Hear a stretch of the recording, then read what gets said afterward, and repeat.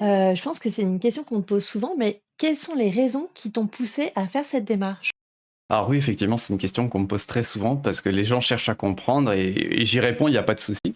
En fait, c'est que je me suis toujours sentie différente des gens de mon âge.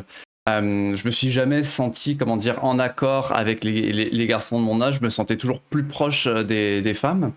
Mmh. Mais le mettre en mots et comment dire, le mettre en émotion, comprendre mes émotions et le mettre en mots, ça a été beaucoup plus compliqué. Donc, il a fallu tout un cheminement. Bah, j'ai mis presque 30 ans à m'en rendre compte, on va dire.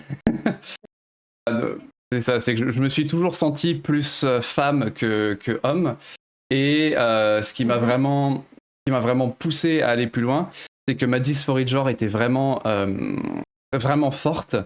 Et que j'en pouvais plus de vivre dans mon corps d'homme. C'était plus possible pour moi. Donc, c'était pour soigner mon mal-être, me sentir mieux en accord avec ce que je ressentais. Et, pour ma santé mentale globalement. J'y reviendrai un peu plus tard dans les autres questions, mais c'est ça, c'est que j'ai toujours jalousé entre guillemets les femmes et comment dire, leur corps, etc. Mais voilà. Alors, tu parles de dysphorie de genre. Est-ce que tu peux expliquer un peu qu'est-ce que c'est qu'une dysphorie de genre? Oui, bien entendu. Alors la dysphorie de genre, je me souviens plus de la définition exacte, mais en tout cas, on va dire avec mes mots, une dysphorie de genre, c'est quand ton genre ressenti ne correspond pas à ton genre assigné à la naissance. Et donc le genre assigné à la naissance, bah, c'est forcément avec les organes génitaux apparents, etc., qu'on détermine donc le genre voilà, assigné, c'est ça, c'est bah, quand tu nais, on voit tes organes apparents, on dit bah, c'est un garçon, c'est une fille. Et c'est ça, c'est que la dysphorie de genre, c'est que ton genre ressenti n'est pas en accord avec ton genre assigné.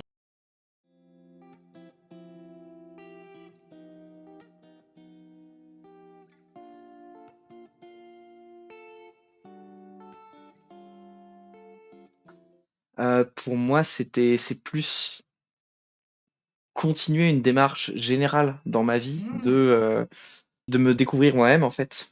Et donc transitionner, c'est une étape et parmi plein d'autres trucs. Plusieurs étapes, parce qu'il y a plusieurs façons différentes de transitionner.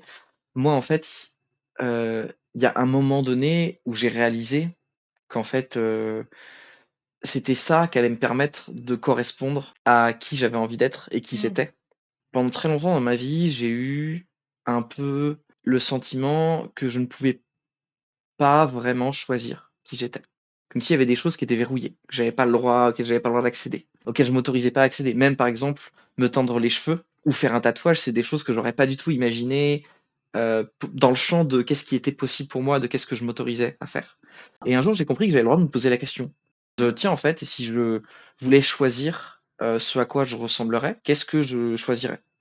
Et à ce moment-là, j'ai compris qu'en fait, le fait d'être un homme, finalement, ça me correspondait pas. Et qu'en fait, la non-binarité, ça me parlait beaucoup. Et qu'en fait, finalement, j'avais envie de changer des choses dans mon apparence. Alors, j'avais déjà les cheveux longs depuis très longtemps, mais que j'avais aussi envie de changer des choses dans la façon dont je m'habillais, puis dans la façon dont on interagissait avec moi. Tout est arrivé très petit à petit. À aucun moment, je me suis dit, tiens, c'est parti, je vais faire transition complète. Ça a été vraiment chaque truc, des étapes, des essais. Et tu fais du théâtre, tu fais du jeu de rôle.